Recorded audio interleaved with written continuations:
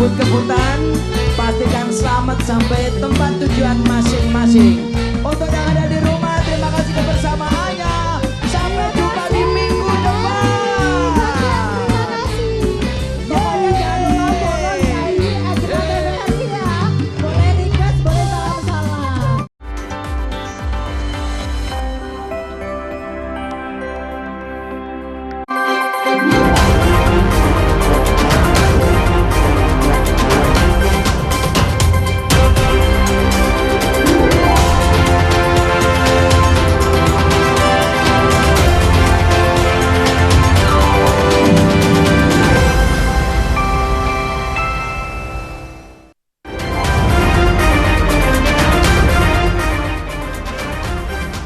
Warga Palestina di kota Gaza hari ini memeriksa kerusakan bangunan akibat serangan udara Israel semalam.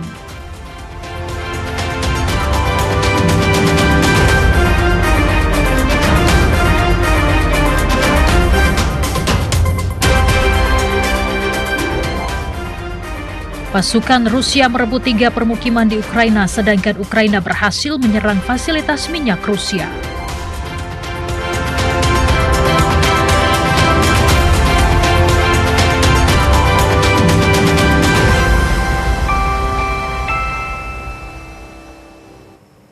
Selamat malam saudara, Anda menyaksikan Dunia Dalam Berita malam ini bersama saya Dewinta Kailola. Sejumlah informasi telah kami siapkan untuk Anda berikut. Kita simak menit utama informasi Dunia Dalam Berita.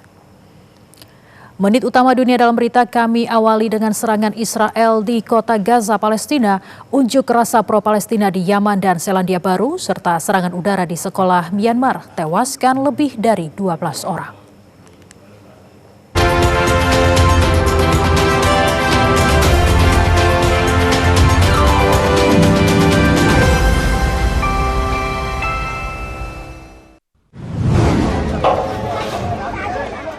Warga Palestina di kota Gaza hari ini memeriksa kerusakan akibat serangan udara Israel semalam terhadap bangunan-bangunan permukiman yang telah dievakuasi. Para pengungsi memeriksa tenda-tenda mereka yang ditempatkan di dekat bangunan-bangunan tersebut, banyak yang rusak akibat serangan udara. Mereka mengatakan tidak memiliki tempat tinggal dan tidak mampu membayar perjalanan mahal ke selatan. Israel telah menyatakan bahwa semua warga sipil Palestina harus meninggalkan kota dan pergi ke Mawasi yang telah ditetapkan sebagai zona kemanusiaan. Warga Palestina pada Jumat menyisir puing-puing di kota Gaza. Mereka mencari sisa-sisa harta benda mereka setelah serangan Israel terhadap bangunan-bangunan hunian bertingkat yang telah dievakuasi. Tidak ada laporan korban jiwa karena bangunan tersebut telah dievakuasi menyusul peringatan Israel menjelang serangan.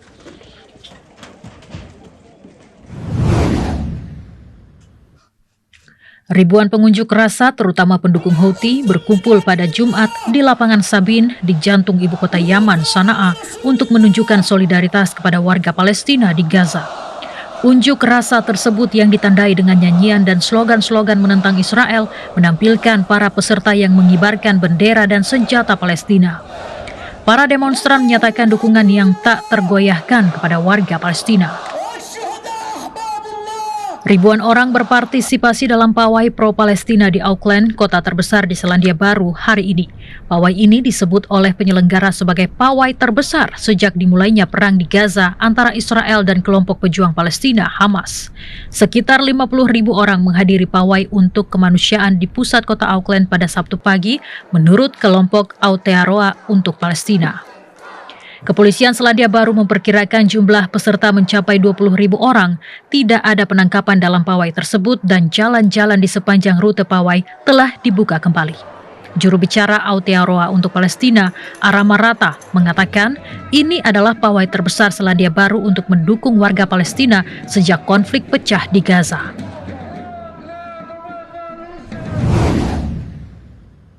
Kementerian Pertahanan Rusia mengatakan dalam laporan mingguan bahwa selama seminggu terakhir, pasukan Rusia telah menguasai 3 permukiman lainnya di wilayah Dnipropetrovsk dan menyerang target-target termasuk perusahaan kompleks industri militer Ukraina, infrastruktur transportasi dan energi yang melayani pasukan Ukraina, dan lapangan udara militer. Pada Jumat, perusahaan nuklir negara Rusia, Rosatom, mengeluarkan Pernyataan yang mengonfirmasi bahwa sebuah pesawat nirawak militer Ukraina menyerang gedung yang menampung unit-unit operasional di pembangkit listrik tenaga nuklir Smolensk. Pesawat nirawak tersebut dicegat dan serangan itu tidak memengaruhi operasi aman pembangkit tersebut dengan tingkat radiasi di area sekitarnya tetap dalam kisaran normal. Sementara itu, kantor berita nasional Ukraina Ukrinform melaporkan bahwa pada Jumat dini hari, Dinas Keamanan Ukraina SBU menggunakan pesawat nirawak untuk menyerang pelabuhan pemuatan minyak terbesar Rusia di Laut Baltik, Primorsk, beserta beberapa stasiun pompa minyak lainnya. Pelabuhan tersebut juga berfungsi sebagai terminal untuk sistem pipa minyak Laut Baltik Rusia. Serangan tersebut memicu kebakaran di pelabuhan itu yang memaksa penghentian pengiriman minyak.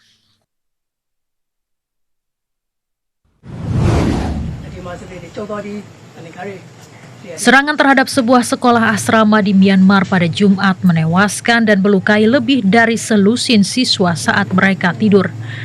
Situs web berita Irrawaddy mengutip dua media Rakhine mengatakan jumlah korban tewas telah mencapai 22 orang hingga Jumat malam, menyusul serangan udara oleh militer Myanmar sekitar pukul 1 waktu setempat terhadap sekolah tersebut di kota Kyauktaw yang dikuasai pemberontak di negara bagian Rakhine Barat. Video yang direkam oleh Asosiasi Pemuda Pondagyun menunjukkan puing-puing berlumuran darah berserakan di sekitar sisa-sisa asrama sekolah. UNICEF mengecam serangan terhadap sekolah tersebut dengan mengatakan bahwa hal itu menunjukkan pola eskalasi kekerasan di negara bagian Rakhine.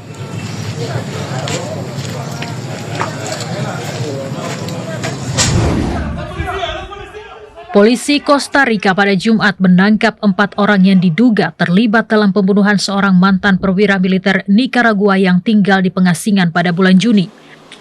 Roberto Samcamp, seorang pensiunan mayor Sandinista, ditembak mati di kondominiumnya di pinggiran ibu kota Costa Rica, San Jose. Ia merupakan kritikus vokal terhadap pemerintah Nicaragua yang dipimpin oleh Presiden Daniel Ortega. Di antara mereka yang ditangkap, terdapat seorang pria yang diduga bertindak sebagai perantara antara penembak dan mereka yang memerintahkan pembunuhan Samcamp. Warga terlantar di Solino, Port-au-Prince mengatakan pada Jumat bahwa mereka hidup dalam kondisi yang memprihatinkan dan mendesak jaminan keamanan pemerintah sebelum kembali ke rumah. Hampir setahun setelah kelompok bersenjata VIP Ansam melancarkan serangan mematikan yang memaksa mereka mengungsi. Warga sipil dan petugas polisi tewas dalam serangan pada 14 November 2024 yang memaksa penduduk mengungsi dari rumah mereka dan mencari perlindungan di kamp-kamp darurat.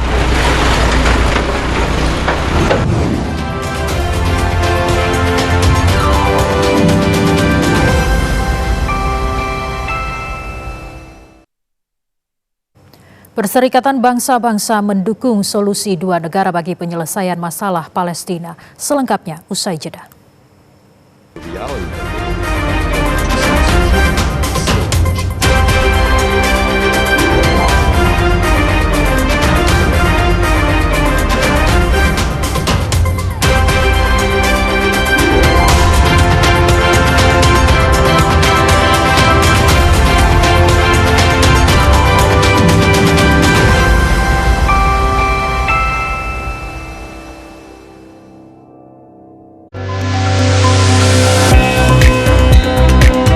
Bentangan alam nan memukau, seni dan warisan budaya yang beragam. Mari jelajahi keindahan Nusantara melalui program Pesona Indonesia setiap hari pukul 14 waktu Indonesia Barat.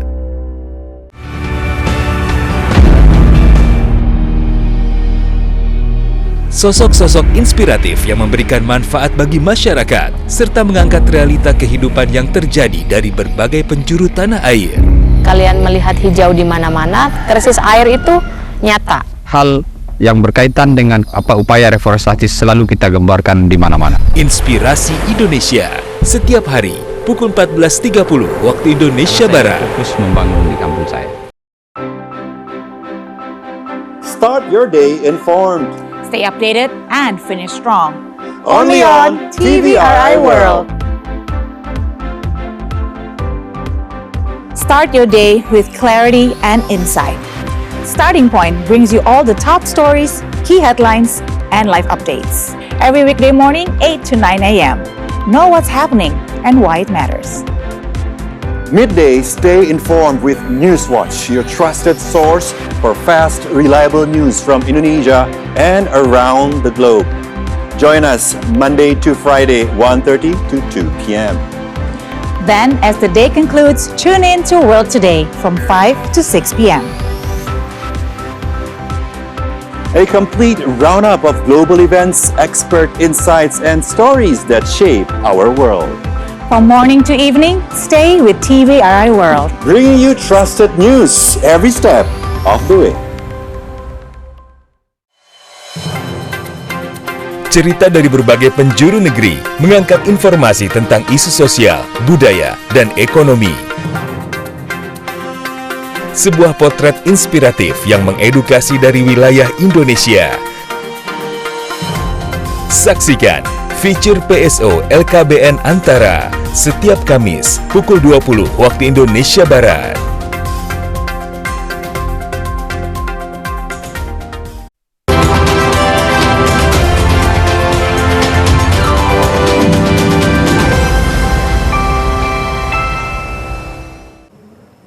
Anda kembali bersama kami di Dunia Dalam Berita.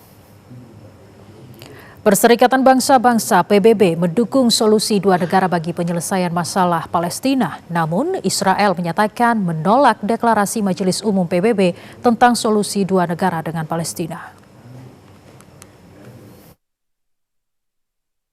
Perserikatan Bangsa-Bangsa PBB mendukung deklarasi New York tentang penyelesaian damai masalah Palestina dan implementasi solusi dua negara Palestina-Israel. Hal ini disampaikan juru bicara Sekjen PBB Antonio Guterres, Stefan Dujarric di markas besar PBB di New York, Amerika Serikat pada Jumat waktu setempat. Majelis Umum PBB telah mengadopsi rancangan resolusi yang mendukung deklarasi New York dengan perolehan suara 142 mendukung, 10 menentang, dan 12 suara abstain. Deklarasi New York yang diedarkan pada konferensi internasional tingkat tinggi di markas PBB pada akhir Juli menetapkan langkah penyelesaian konflik Israel-Palestina dan terwujudnya solusi dua negara. Deklarasi New York mengurai 4 langkah utama menuju solusi dua negara Israel dan Palestina. Pertama, mengakhiri perang di Gaza dan mendukung upaya mediasi oleh Mesir, Qatar, dan Amerika Serikat untuk gencatan senjata. Kedua, memberdayakan negara Palestina yang berdaulat dan layak secara ekonomi, hidup berdampingan dalam damai dan aman dengan Israel. Ketiga, menjaga solusi dua negara dari tindakan ilegal oleh pihak manapun yang berupaya menggagalkan implementasinya. Dan keempat, mencapai integrasi regional dengan mengakhiri konflik Israel-Palestina untuk memastikan hubungan antara masyarakat di kawasan tersebut. Sementara itu, Israel menolak deklarasi Majelis Umum PBB tentang solusi dua negara. Juru bicara Kementerian Luar Negeri Israel, Oren Mar Morstein, menyatakan Majelis Umum PBB sekali lagi terbukti merupakan sirkus politik yang jauh dari kenyataan. Ia menyatakan tidak ada satu klausal pun yang menyebut pejuang Hamas sebagai organisasi teroris. 32 tahun setelah perjanjian Oslo ditandatangani antara Israel dan Organisasi Pembebasan Palestina, jalur Gaza telah menjadi neraka terbesar di dunia.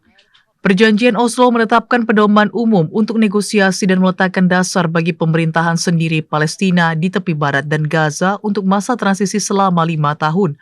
Namun dengan operasi militer dan blokade Israel yang berlanjut, perdamaian tidak kunjung tercapai dan Israel secara terbuka melanggar yurisdiksi Otoritas Nasional Palestina. Warga Palestina menyatakan dengan berjalannya waktu, Israel telah menjadi penguasa tanah Palestina sementara mereka tidak memiliki tempat tinggal dan harus mengungsi. Amerika Serikat bergabung dengan Sekutu Barat untuk menyerukan kekhawatiran mereka atas serangan drone Rusia ke Polandia. Sementara itu, Rusia dan Belarusia melanjutkan latihan militer gabungan hari kedua yang melibatkan latihan di Laut Baltik dan Laut Barents.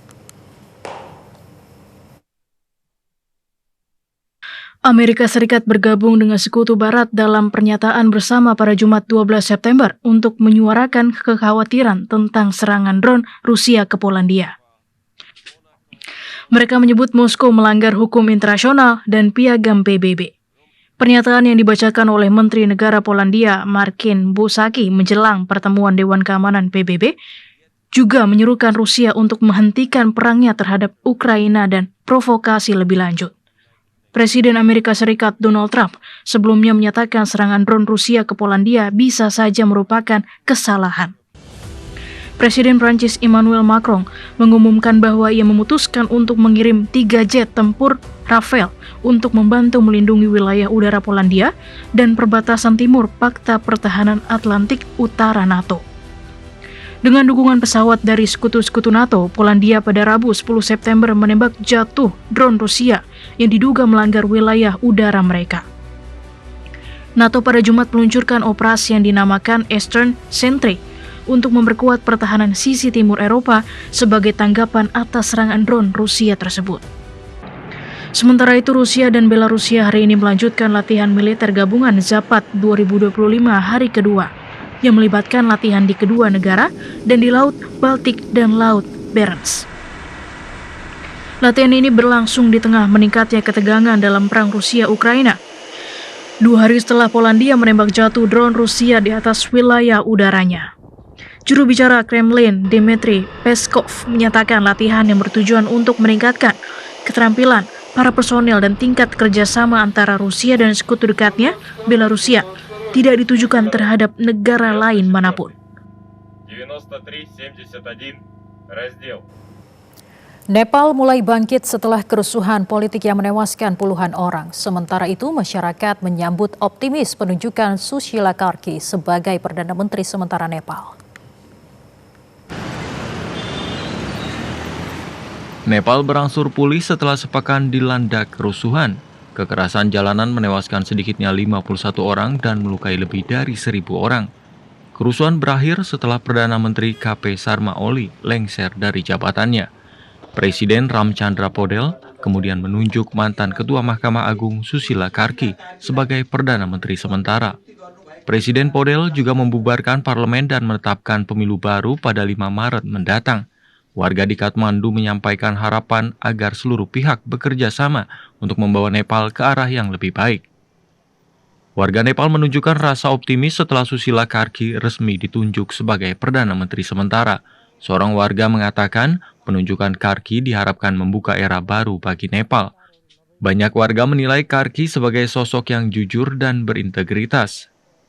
Mantan Ketua Mahkamah Agung Sushila Karki resmi dilantik sebagai Perdana Menteri sementara Nepal, yang menjadi perempuan pertama yang menduduki jabatan tertinggi pemerintahan di negara itu. Penunjukan Karki diumumkan Presiden Nepal Ramchandra Podel setelah perundingan dengan Panglima Militer dan perwakilan massa. Gelombang protes anti korupsi yang dipelopori generasi muda memaksa Perdana Menteri KP Sharma Oli mundur dari jabatannya. Protes besar itu sempat dipicu larangan media sosial yang akhirnya dibatalkan pemerintah. Penunjukan Karki disebut sebagai pilihan para pengunjuk rasa karena rekam jejaknya yang tegas melawan korupsi.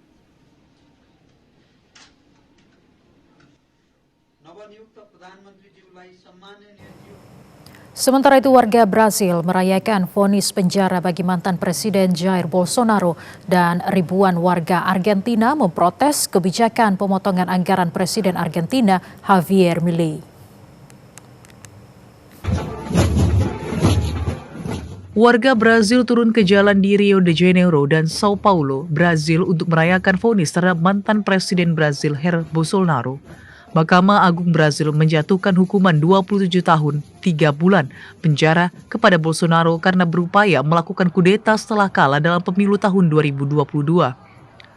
Dalam perayaan, warga menyebut vonis ini sebagai contoh demokrasi yang sehat dan berfungsi dengan baik. Mahkamah Agung menegaskan Bolsonaro bersalah merencanakan kudeta. Vonis ini menjadikan dirinya mantan presiden pertama dalam sejarah Brazil yang dihukum karena menyerang demokrasi. Sementara itu, ribuan warga Argentina menggelar aksi besar di pusat kota Buenos Aires, Brazil. Mereka menolak kebijakan pemotongan anggaran Presiden Argentina Javier Milei yang berdampak pada layanan kesehatan dan pendidikan. Aksi berlangsung setelah Milei memveto 2 undang-undang yang sudah disahkan Kongres. Kedua undang-undang itu seharusnya mengembalikan dana untuk universitas negeri dan rumah sakit anak. Demonstrasi ini menambah tekanan terhadap pemerintah Milei yang baru saja kalah dalam pemilu di Provinsi Buenos Aires. Kongres yang dikuasai oposisi berencana mencoba membatalkan veto Milei pekan depan. Warga Buenos Aires melanjutkan aksi protes terhadap Presiden Javier Milei dengan menggelar Ruidazo. Dalam aksi ini, warga menabuh panci, memukul benda keras, dan membunyikan klakson kendaraan. Sejumlah warga menilai kebijakan Milei tidak menghormati rakyat. Mereka mengatakan semakin sulit bertahan hidup karena pemerintah memangkas anggaran publik yang penting bagi masyarakat kecil. Aksi Ruidazo ini menegaskan semakin kuatnya penolakan warga terhadap kebijakan Milei.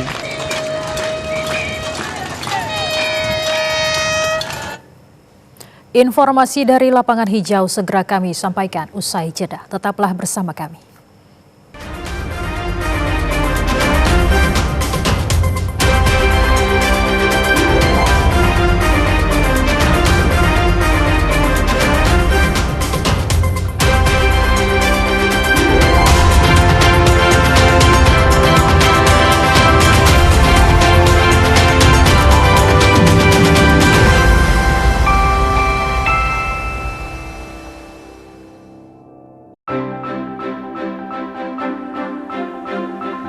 Temani hari Anda dengan beragam informasi terbaik dan peristiwa yang terjadi silih berganti. Hadirkan fakta terkini secara lengkap lewat laporan utama dan laporan langsung di setiap perkembangan secara akurat dan berimbang. Untuk Anda, kami hadirkan pilihan terbaik setiap hari. Klik Indonesia Pagi pukul 6 waktu Indonesia Barat, Klik Indonesia Siang pukul 12 waktu Indonesia Barat. Klik Indonesia Petang pukul 18 waktu Indonesia Barat, dan akhiri hari Anda dengan Klik Indonesia Malam pukul 23.30 waktu Indonesia Barat. Jadikan hari Anda semakin berkualitas bersama TVRI. TVRI, media pemersatu bangsa.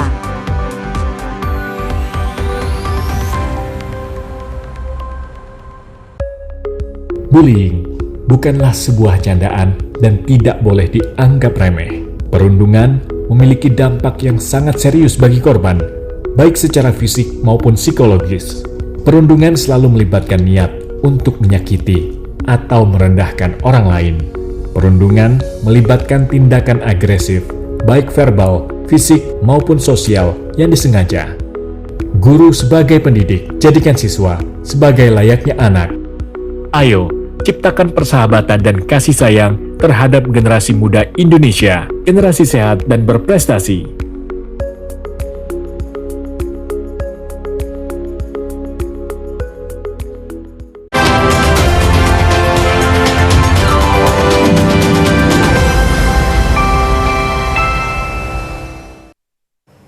Terima kasih Anda masih bersama kami di Dunia Dalam Berita.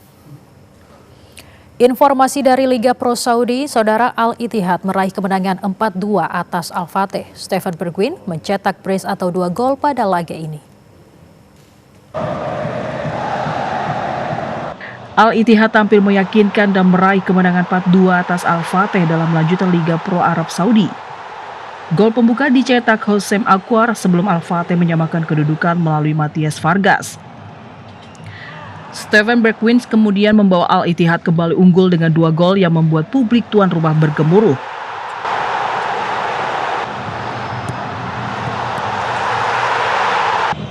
Pertandingan berjalan panas. Pemain Al-Fateh Mourad Batna mendapatkan kartu merah jelang akhir babak pertama. Namun keunggulan jumlah pemain Al-Ittihad tidak bertahan lama setelah kiper Predrag Rajkovic juga mendapatkan kartu merah. Kiper pengganti Mohamed Al-Absi kemudian membuat pelanggaran yang berbuah penalti.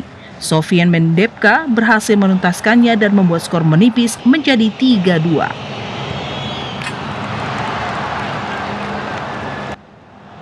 Tuan rumah akhirnya memastikan kemenangan lewat gol Muhannad Al-Sanketi di masa tambahan waktu. Kemenangan ini membuat Al-Ittihad memimpin klasemen dengan 2 kemenangan dari 2 pertandingan.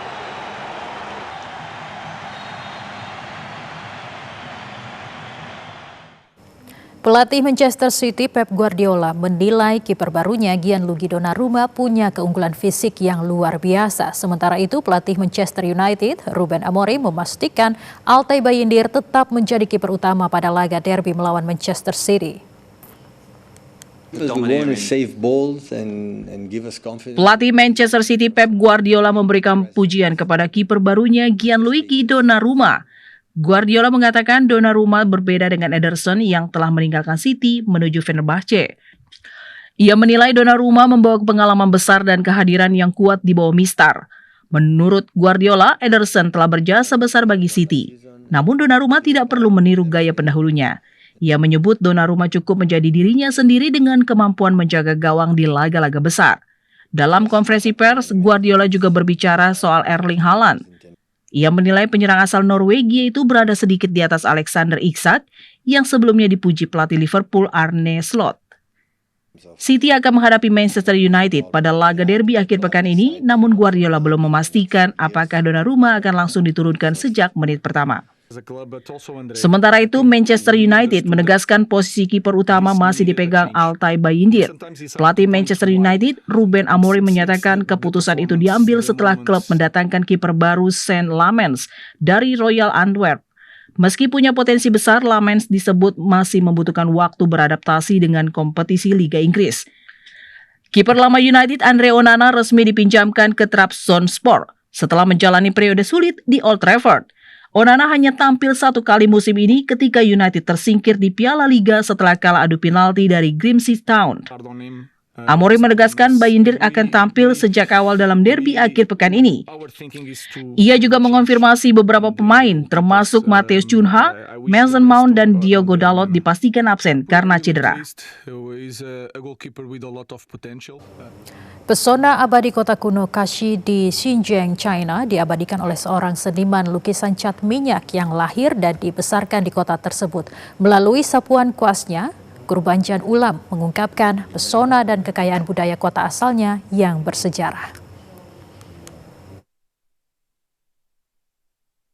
Lahir dan dibesarkan di kota kuno Kashi daerah otonomi Uyghur, Xinjiang, Cina Barat Laut, seniman lukis Gurbanjan Ulam menggunakan kuasnya untuk mengungkap pesona dan kekayaan budaya kota asalnya yang bersejarah. Dalam koleksi lukisan cat minyaknya termasuk Kashi in Sunshine dan New Looks of Kashi Ancient City, Gurbanjan menggunakan warna-warna menarik untuk menggambarkan arsitektur dan landscape kota kuno yang memukau. Ia menyatakan selalu menemukan sesuatu yang baru untuk dilukis. Kota Kashi memiliki banyak perumahan kuno yang tampak berbeda saat dilihat pada waktu yang berbeda dengan bayangan rumah yang terus berubah bergantung pada sinar matahari. Karya-karyanya tidak hanya menampilkan arsitektur, namun juga kehidupan warga setempat dan tradisi budayanya. Gurbanjan pertama kali mengenal seni lukis pada 2001 saat kelas 1 SMP. Dari guru seni yang merupakan pelukis cat minyak. Baginya, lukisan minyak adalah media yang sempurna untuk menunjukkan pesona Kashi dan dapat menciptakan efek visual yang luar biasa. Melalui kanvasnya, Gurbanjan tidak hanya mengabdikan transformasi kota Kashi, tetapi juga berharap untuk membagikan kisahnya kepada khalayak yang lebih luas.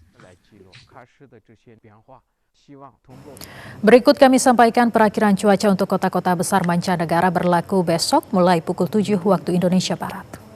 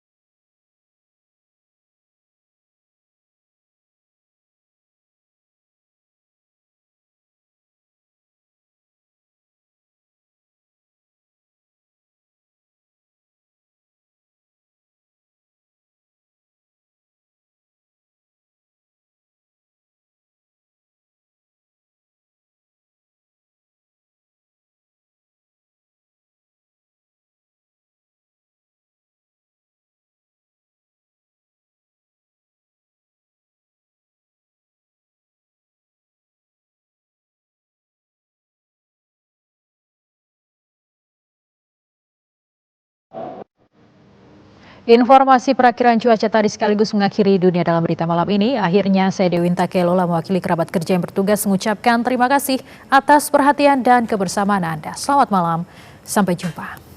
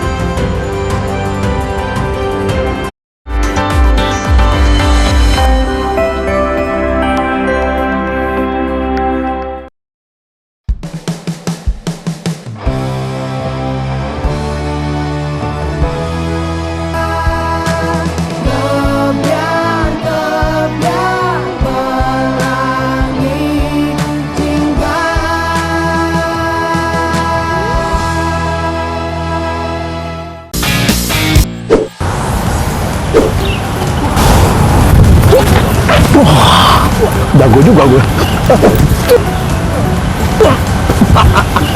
Wah, ngap ya.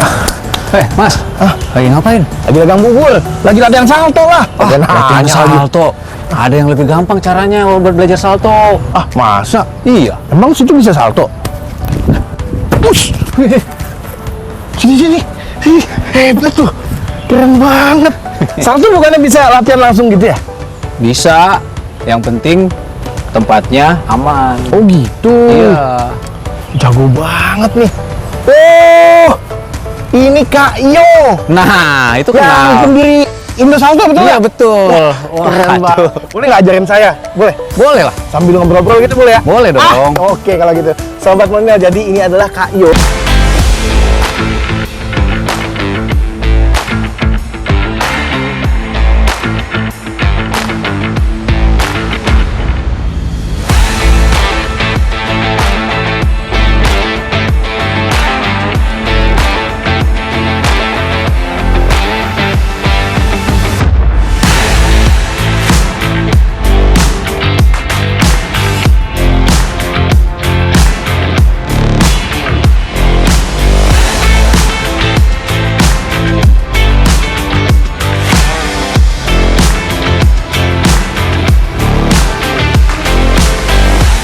Keren kan? Jadi ini adalah Mas Yoga Ardian. Iya. Biasa disapa dengan Kak Yo. Betul. Jadi Kak Yo ini adalah akrobatik coach. Betul sekali. Betul ya? Iya. Dan juga pendiri dari Indo Salto. Wih, keren banget. Kak Yo, di Indo Salto itu diajarinnya pada apa aja sih? Salto-saltonya gitu? Ya, salto-salto kita belajar mulai dari keseimbangan kayak handstand. Handstand tuh yang tangannya Tangan di bawah. kaki di atas. Iya, betul. Kayak lagu Peter Pan ya. Iya. mulai Kepala dari di kaki mulai gitu. dari handstand, terus koprol kayak cartwheel. Ya kita ada urutannya sih, kita ada materinya, terus ada salto ke depan, salto ke belakang. Itu kan ada macam-macam ya, ada pakai tangan, ada yang nggak pakai tangan, yang ke samping juga ada kayak side flip kayak gitu. Jadi karena kita latihannya itu universal.